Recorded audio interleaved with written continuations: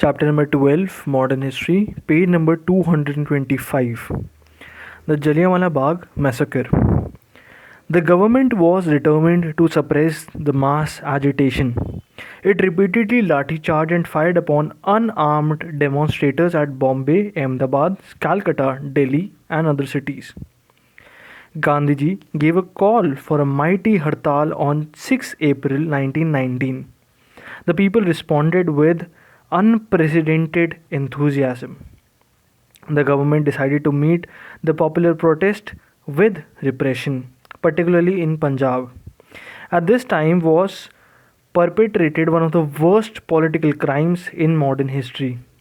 A large but unarmed crowd had gathered on 13th April 1919 at Amritsar in Punjab in Jallianwala Bagh to protest against the arrest of their popular leaders Dr. Saifuddin Kichlaw, Dr. Satyapal and Dr. Satyapal. General Dyer, the military commander of Amritsar, decided to terrorize the people of Amritsar into complete submission.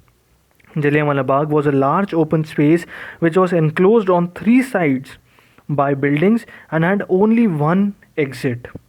He surrounded the Bagh garden with his army unit, closed the exit with his troops, and then ordered his men to shoot into the crowd. Trapped crowd with rifles and machine guns. They fired till their ammunition was exhausted. Thousands were killed and wounded. After this massacre, martial law was proclaimed throughout the Punjab, and people were submitted to the most uncivilized atrocities. A liberal lawyer, Siva Swami Iyer, who had received a knighthood from the government, wrote as follows on the Punjab atrocities. The wholesale slaughter of hundreds of unarmed men of Jallianwala Bagh without giving the crowd an opportunity to disperse, the indifferences of the General Dyer to the condition of hundreds of people who were wounded in the firing of machine guns into crowds who had dispersed and taken to their heels, the flogging of men in public, the order compelling thousands of students to walk 16 miles a day for roll calls, the arrest and detention of 500 students and professors, the compelling of school children of 5 to 7 to attend a parade to salute the flag, the flogging of a marriage party, the censorship of males, the closure of Badshahi Mosque for 6 weeks, the arrest and detention of people without any substantial reasons, the flogging of 6 of the biggest boys in the Islamia school simply because they happened to be school boys and to be big boys, the construction of an open cage for the confinement of arrested persons, the invention of a novel punishments like crawling order, the skipping order, and other unknown or two systems of law, civil or military, the handcuffing and roping together of persons and keeping them in open trucks for 15 hours, the use of aeroplanes and live guns, and the latest paraphernalia of scientific warfare against unarmed citizens, the taking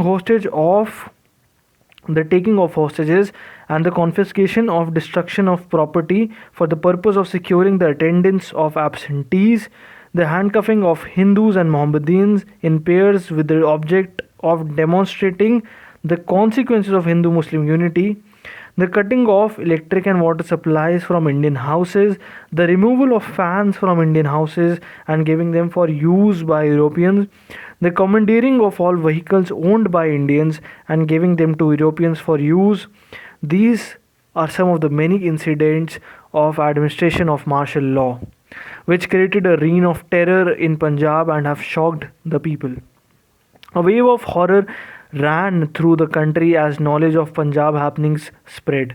People saw as if in a flash of ugliness and brutality that lay behind the facade of civilization that imperialism and foreign rule professed. Popular shock was expressed by great poet and humanist Rabindranath Tagore, who renounced his knighthood in protest and declared, "The time has come when badges of honor make our shame glaring in their incongruous context of humiliation. And I, for my part, wish to stand shorn of all special distinctions by the side of my countrymen who, for their so called insignificance, are liable to suffer degradation not fit for human beings. The Khilafat and the non-cooperation movement from 1919 to 1922. The new stream came into the nationalist movement with the Khilafat movement. We have seen earlier that the younger generation of educated Muslim and section of traditional divines and theologians had been growing more and more radical and nationalist. The ground for common political action by Hindus and Muslims had already been prepared by the Lucknow Pact. The nationalist agitation against the Rowlatt Act had touched all Indian people alike and brought Hindus and Muslims together in political agitation. For example, as if to declare before the world the principle of Hindu-Muslim unity and political action, Swami Shraddhanand, a staunch Arya Samaj leader, was asked by the Muslims to preach from the pulpit of Jama Masjid at Delhi, while Dr. Kichlo, a Muslim, was given the key of the Golden Temple, the sixth shrine at Amritsar. At Amritsar, such political unity had been brought about by governmental repression. Hindus and Muslims were handcuffed together, made to crawl together and drink water together when ordinarily a Hindu would not drink water from the hands of a Muslim. In this atmosphere, the nationalist trend among the Muslims took the form of the Khilafat agitation. The politically conscious Muslims were critical of the treatment meted out to the Ottoman or Turkish Empire by the Britain and its allies, who had partitioned it and taken away the Thrace from Turkey proper. This was in violation of the earlier pledge of the British Premier Lord Lloyd George, who had declared, "Nor are we fighting to deprive Turkey of the rich and renowned lands of Asia Minor and Thrace, which are predominantly Turkish in race." The Muslims also felt that the position of the Sultan of Turkey, who was also regarded many as the caliph or the religious head of Muslims over the religious places, should not be undermined. A Khilafat committee was soon formed under the leadership of Ali brothers, Maulana Azad, Hakim Ajmal Khan and Harsat Mohani, and a countrywide agitation was organized. The All India Khilafat Conference, held at Delhi in November 1919, decided to withdraw all cooperation from the government if their demands were not met.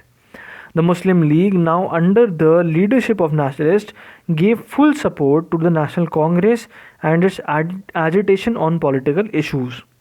On their part, the Congress leaders, including Lokmanya Tilak and Mahatma Gandhi, viewed the Khilafat agitation as a golden opportunity for cementing Hindu-Muslim unity and bringing the Muslim masses into the national movement.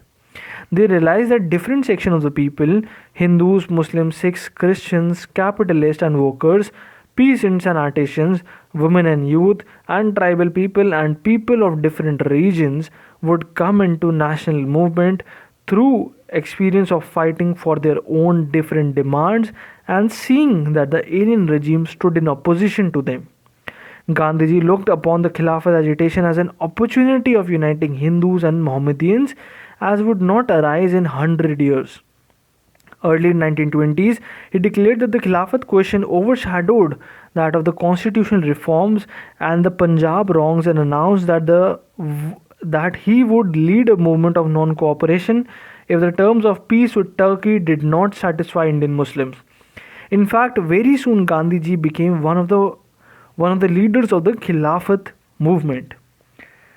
Thank you everyone for tuning in. In the next video, we will start with the last paragraph of this segment, the Khilafat movement. Stay tuned. All the best for exams, and do share and subscribe the video and for more such videos like this. Thank you everyone.